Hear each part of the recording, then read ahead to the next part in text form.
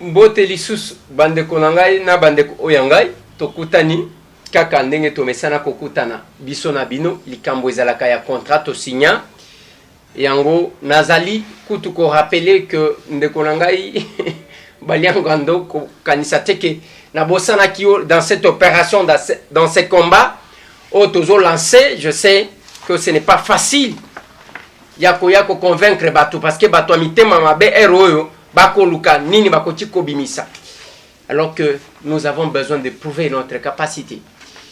Voilà, bande kolongai tokobeta masolo parce que to lukela kabino ba information na betela kibino lisolo ya ndenge ba zaliko luka ko faire louer rail, donc chemin de fer na mboka na biso. Dossier ya vente ya gare tokitaka sur place avec de preuves to la kisibino tangu bayoki yango baluki ba journaliste o bazana maîtrise ya dossier te pona ba flouer bango. Mais nous revenons toujours na ba dossier misusu et on est là nini lisusu yedi na plateau to komi wapi bon toye pa na yo et puis kotali sabandeko bazalo tala biso situation eza koleka na niveau ya STP ex onatra ouais on a ko dénoncer makamo mususu elingesa le meza malamu te parce que faut biso nyoso tolinga Congo tozaba na mboka. Ouais. Ezama kambunini soki tokoti kokende directement dans le Cameroun. Oui, c'est-à-dire qu'awa en décembre 2017. Ouais. Je crois oui, le 9 décembre 2017. Oyebi tata mokonza ekolo auti ko sala conférence de presse. Atali si biso kitoka lobi to éviter que les banda ko gérer biso. Contrat oyo ba signé STP et puis société ARCES ezali société ba sud africain ezali nini na contrat wana bato wana balobi non tolingi tozwa rai to louer rai, c'est-à-dire que mbongo nyonso recette nyonso ebanda kokota kuna on a très bino bozwa ka 20% biso moko tozwa ka 80%. Oh comment ndako eza ya ngai rai eza ya onatra bato wana bazoya na batrain na bango bazoya na ba locomotive na bango et chaque fois recette banda kokota na chaque fin du mois on a trazo kaka 20% bango 80%, mais wana ezali mise en concession et raye ye bango ke ba domaine ya rail domaine ya port ezalaka domaine ya souveraineté nationale ba koko grand jamais couper ça avantage na privé a gagné plus et puis société mbana mboka ba gagner moins. Lelo naza ko yebisa yo espoir ya société wana etikalika na rai parce que port amatadi na dénonçaka yango toujours oyebi que port privé moka tonga parti à port lelo ekomi kokotsa ba 4 millions, c'est-à-dire kuna déjà zali déjà écueilli.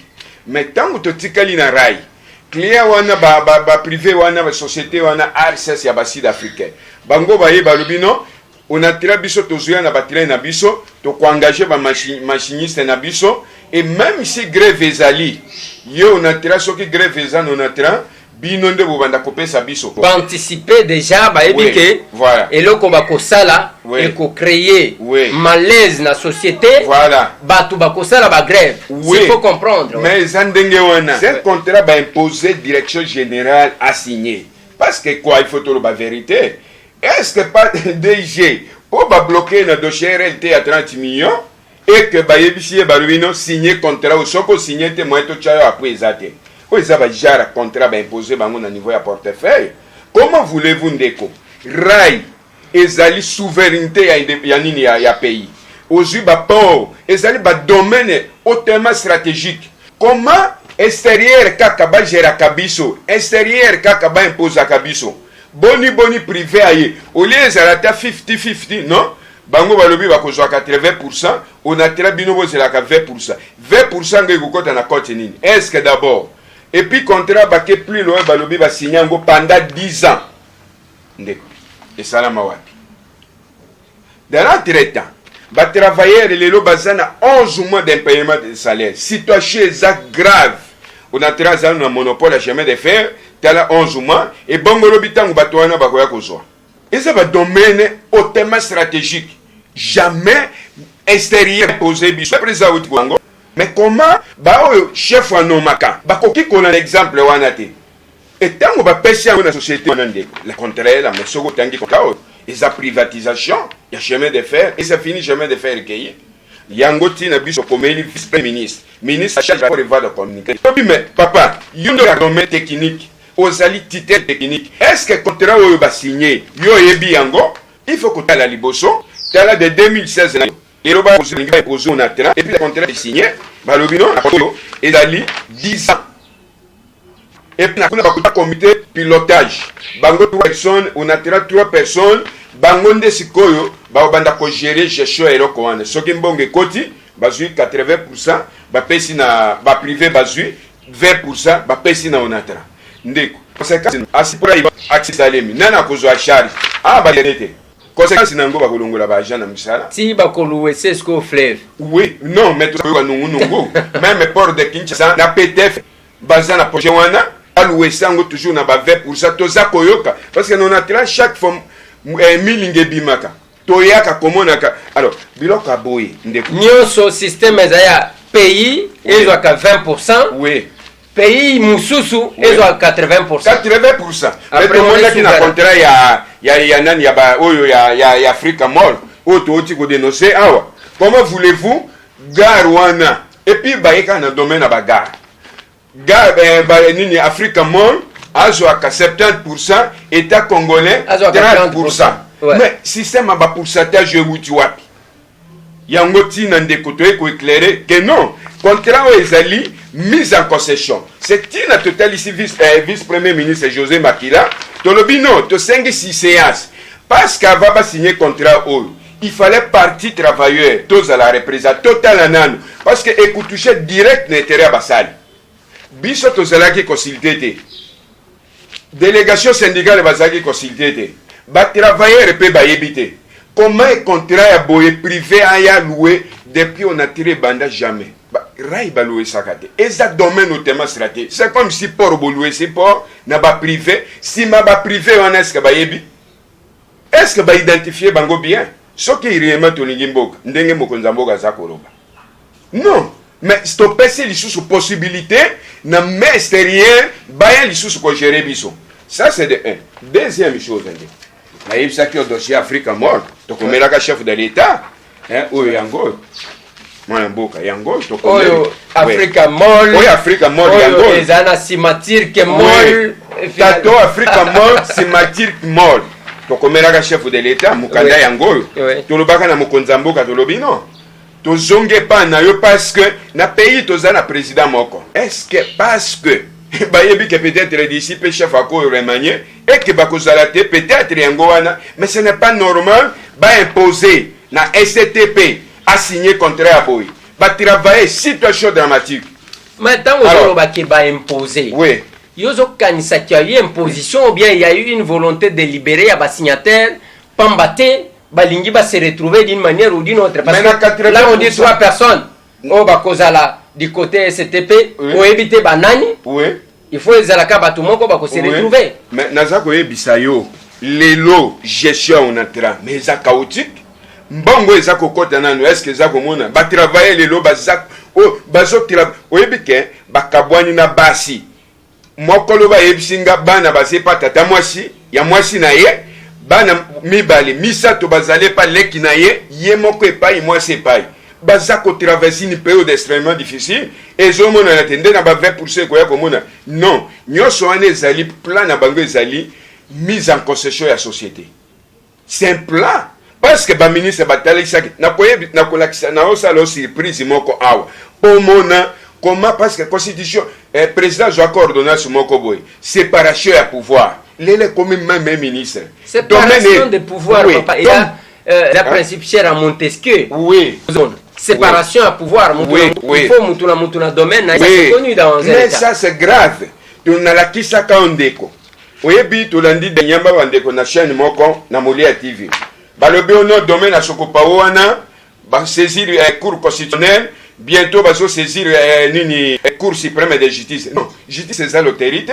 Non, justice c'est pas ça l'autorité. Le magistrat suprême qui est le président de la République à mettre fait, à constater que, oui, même arrêté soi-disant, il y a 1993. Ouais. Mais non, mais mettre Oyebi en 1993, j'ai déjà payé le journalisme, c'est-à-dire que région on a besoin de dicter, il y a des pays qui mal gérés, arrêté, ils ont prouvé que, oui, ils ont arrêté, il y a avantage, ils ont arrêté. Parce qu'il y a un violaka procédure. Quand on désaffecte bien public va désaffecter. Il y a des étapes. Est-ce qu'en respectant ça? Non. Un bien public est point à désaffecter. Il faut direction générale va proposer conseil d'administration et que le ministre le ministre va soumettre à un conseil des ministres, va adopter le projet de loi et que le Parlement, Sénat, président promulgué, c'est le président de la République. Mais bon, est-ce que Machara signé à quel côté? Oh, il y a qui allaient, bon, dans la famille est belée, l'appelle ça bango, bon, biso dozo qui n'est pas ce qu'elle est en maréchal, ils allaient qui va nommer Bino na Tongo, après 2 jours, balongo ni Bino. Bande konanga ba zo bandaku, ça. Et donc, les autres qui l'anga, même batouan de son gakana pouvoir. Et directeur du cabinet du chef de l'État, au nom du président de la République, le président a constaté que les ministres, Joseph Kokonyang et puis le ministre Félix Kabange, la haute trahison pour lui, le chef de l'État est saisi par un député national, parce que chaque fois que tu as une intervention, il intervient, ça il faut la reconnaissance. Le directeur de cabinet a accusé réception au nom du président de la République. Alors, il faut pas le tuer, mais boni cour suprême. Ou bien cour constitutionnelle. Mais cour constitutionnelle encore dans matière il faut balotir ou bien va suspendre le lotissement. Non, bango balobino bazo to les tandis, c'est-à-dire bazongeli lisusu même démarche na bango. Non. C'est-à-dire que terrain wana bango basombaki, osombaki opesaki mbongo epa nani. Parce que ba ministre va respecter la procédure. Deuxième, l'accent en lettre wana. Oui, lettre à directeur de cabinet, le chef de l'État. Accusé réception à l'objet babouka de 5e mairie. Juste, c'est-à-dire que, Nakati Wana, président de la République, il y a une grande position. C'est le magistrat suprême, cour suprême, même cour constitutionnelle. Et ça, bien biblique. Et bango a dit que cour suprême ou bien cour constitutionnelle, va faire ça bango raison. Tout parce que le ministre Baza Sima, on a tiré Kendi. Et plusieurs actes à l'encontre, nous sommes un peuple, qui a imposé peuple les droits na bangote. Non. Mais bandeko boza kolanda biso. Boza makasi, nous sommes un peuple. Peuple ba imposa ka bangote. Je demande au ministre des Urbanisme et Habitat, des Affaires foncières, de l'aménagement du territoire, au gouverneur de la ville et au directeur général des STP qui me lisent en copie, de prendre rapidement les dispositions utiles en vue du déguerpissement qui sont mises en cause sur ces sites, compris entre les 5e et 12e rues dans la commune délimitée, réservée à l'entretien des trains. Réservé à l'entretien des trains. Voilà. Et agréé honorable l'expression de ma considération distinguée. Néhémie Mouilania Wilonja, directeur des cabinets. Donc, c'est une lettre adressée à l'honorable Léon Lumba, député national, avec transmis pour information à son excellence, monsieur le président de la République, chef de l'État. Moutoualiboso Bapesa qui copie Yewana, Yami Balé. Son Excellence, Monsieur le Premier ministre, Yamisa, Monsieur le Vice-Premier ministre de l'Intérieur et Sécurité, Monsieur le ministre des Affaires foncières, Monsieur le ministre de l'Urbanisme et Madame et Monsieur le directeur de cabinet adjoint du président de la République, Monsieur le gouverneur de la ville de Kinshasa, Monsieur le conseiller principal au collège chargé des infrastructures du cabinet du président de la République, Madame la présidente du conseil d'administration de la société commerciale des transports et des ports, monsieur le directeur général, donc, Oeza, Néhémie, Mouilania, Wilonja, on va signer à 5 pas de guerre. Et aujourd'hui, il lui regagne. Oui, non, oui. Non. Douana parce que le ministre, et les 2 ministres, à tout moment à la télévision. Non, les ministres Kokonyang et ministre Félix Kabange, c'est les tout moment à la télévision. Alors qu'ils sont toujours dans les mauvais coups. Oui. Et puis, on va créer des ordres. Oh, les Ganga. Mais il faut quand même un ministre, ministre Lelo arrêté un ministre communiste Kopamba, mais ça c'est grave. Les magistrats suprêmes, c'est le président de la République. Admettre fait, il met fait.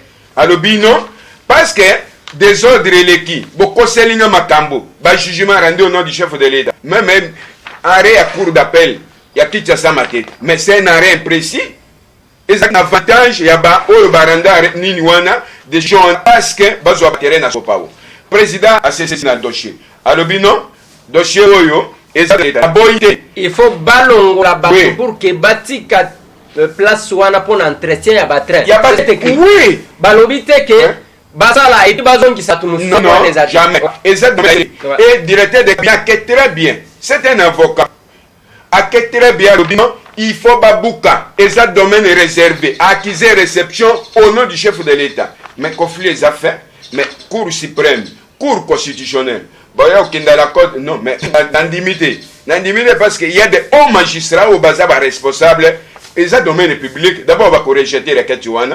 Alors deuxième indique Yasuka ndeko ezali mawami oui ezali mawami oui pendant que bazali na grave rôle ya ministre du travail dans tous les pays ezali ya veiller na législation en matière du travail à chaque pays. Oyebi tango ba organiser ka élection syndicale il y a une procédure.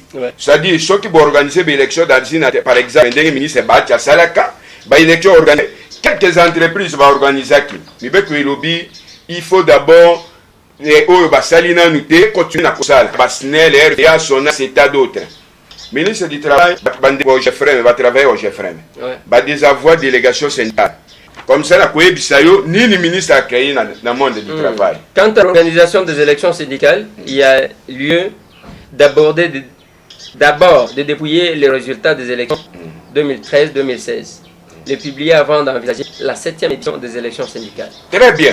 Lobby nous sommes surpris. Le ministre a dû arrêter. Alors, nous avons besoin de soudé. Depuis ma paix, nous avons soudé, les élections syndicales sont partout. Ah, mais c'est grave. Arrêtez un ministre. Alors que y a mon ministre, Lambert Matoukoumena, Memas, a signé à alors il faut organiser des élections syndicales et ça les makandenge. Il faut d'abord dépouiller ça les mana auto salaki, tous les plus grands meilleurs syndicats. Il y a Congo. Parce que n'importe qui a commis bon, biso tozani, biso tozai belé, tozai implanté partout. Ministre dépouiller à ça service et puis publier les résultats. Avoir visagé Yemoka Lubangwawa, élection non, ministre a dû arrêter. Alors, non, à Katim, mandat. Il faut élection Salema. Élection Salema à partir à lundi. Violation grave. Et le code du travail était promulgué par les chefs de l'État. Le ministre n'a pas le droit, il y a qu'à suspendre le mandat. Non. D'abord, il faut respecter d'abord l'être de Yemoko. Il faut publier. Conséquence, Sinango. Tâche sociale et une reprise. Conséquence, Sinango. L'obégo comme elle se non, baza manipulé. Mais ça, c'est grave. Pourquoi le ministre va respecter la procédure? Dans la question, tu vas dire dossier de Bosso, n'endenge to commis na ol. Non respect à la procédure. Mais il y a un monde de l'autre état payé commis. L'homme va voir que le bacano, voilà, ben tout. Bango va créer boy. Pour t'acheter tout et que zong la président de la République. Je dis na bande go la kolanda biso, boza comment la des violations. Ministre du Travail, publier na nous ba résultat, dépouiller puis publier. Parce que Monique va marcher à minene et banda pour l'entreprise. Parce que blocage des côté tous pour dénoncer à tout moment. Non, comme ça, toi embrouillé. L'État côté va vers les élections, côté non, travailler va vigilant. Est-ce que le ministre Yemoko a signé à l'hôpital dépouillé et puis va publier même une élection politique va publier à non les députés dans l'équité. Parti n'a pas eu majorité, parti n'a pas eu majorité. Mais c'est quand tu as habité, qui a gagné les élections, qui est le plus grand syndicat du pays, tu as habité. Ministre Akati Manda. Ça c'est où? Tu as une intervention du chef de l'État pour que niveau du gouvernement Zalim Mawaming. La ministre Lambert Matoukoumène, Azali, l'air Azaka DGA non-attrant, Azali Mouto, tu accompagnes Kaming. Ah, ici, na mandat. Mais quand tu as un cabinet, toujours un membre. Est-ce que ce n'est pas parce que tant que tu réunion dernièrement à Palou, chaque membre a cotisé pour l'élection Zoya, que le conseil on a monnaie ici à Colambongo Yango, pour embrouiller l'élection Salema. Oui, Azamou Palou. Vous comprenez? Suspendre le mandat, alors que nous va publier les résultats. Mais ça, c'est craché, même dans la mémoire à Congolais. Non, nous sommes un pays respecté. Merci beaucoup, voilà. Président Armand. Merci aussi bandeko balandi na bandi tosukisi wana pona lelo. Tozana mboka yanko mboka ya moto azosala ki yanke na ndenga alingi. Mboka oyo quelqu'un a contredire chef de l'État ndenga alingi.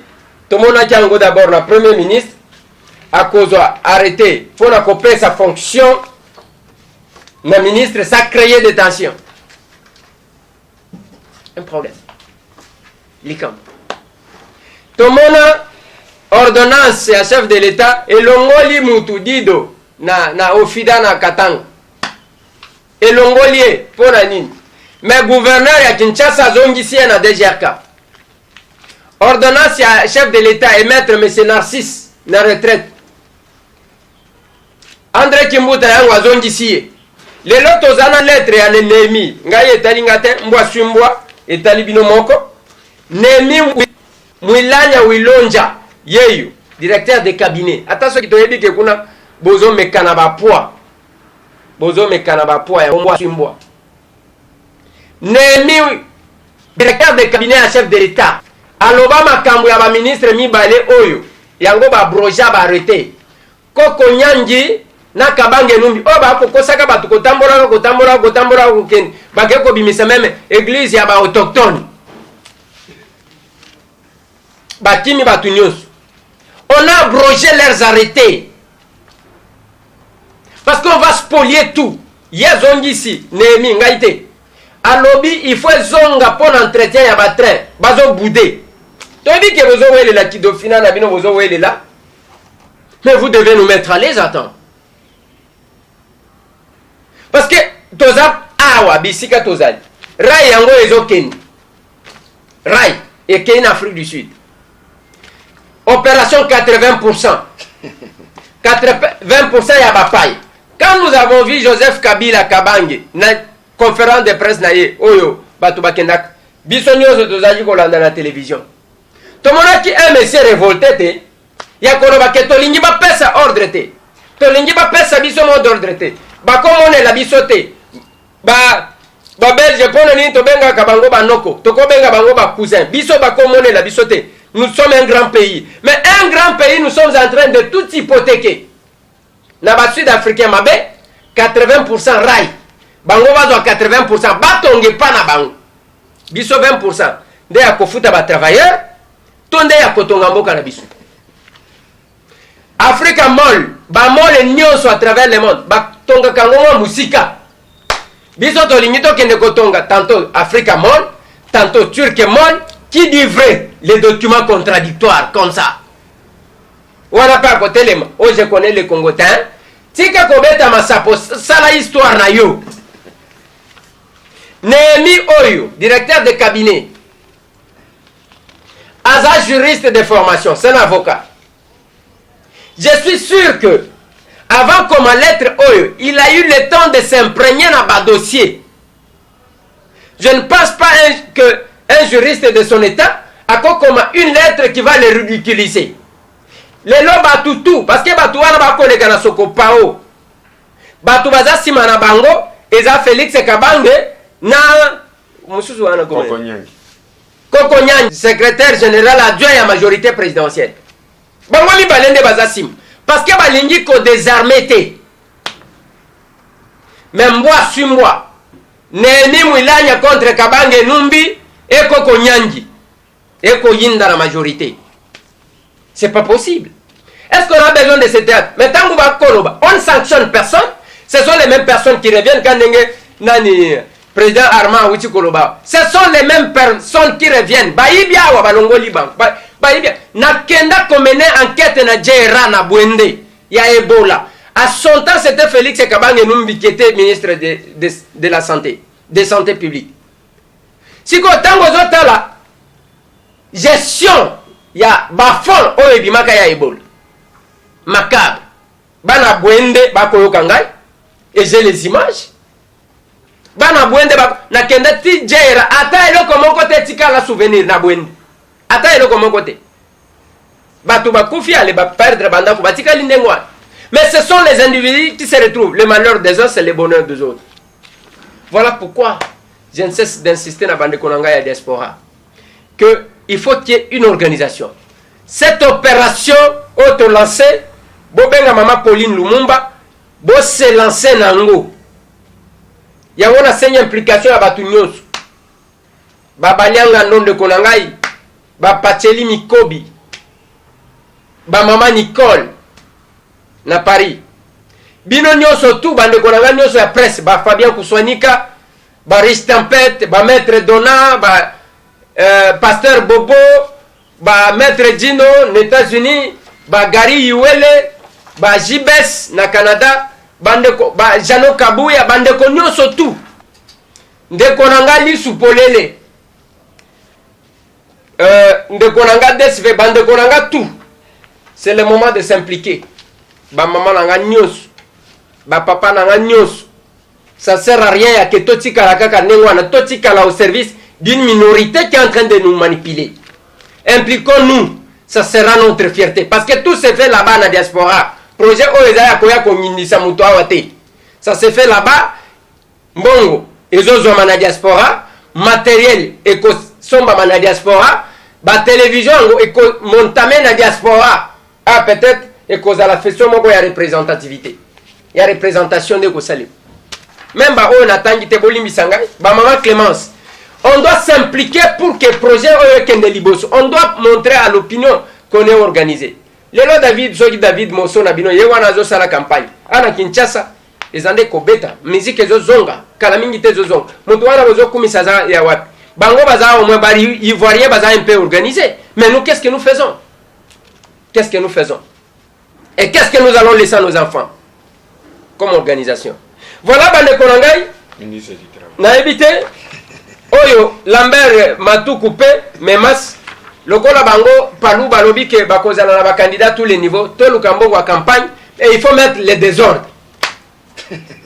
Il faut qu'on tient des ordres. Ça fait très mal. Mboko tozota molaka kandenge wana. Il faut na lukana nu Adolphe Muzito parce que na monaki mokolo wana yenda azali kotambusa kitungu. To suka kana ba tribune te. Qu'est-ce que vos ministres font? Il n'y a pas nous. Bazo Salanine. Bazo Salanine. Donc, ozo puta ke moi sur moi. Donc, sauf tu paies. Mboka au toile. Et ça compliqué. Pendant qu'on a botika la branchée, on dénoncera toujours. On parlera de la RDC. On défendra toujours quel que soit. Merci.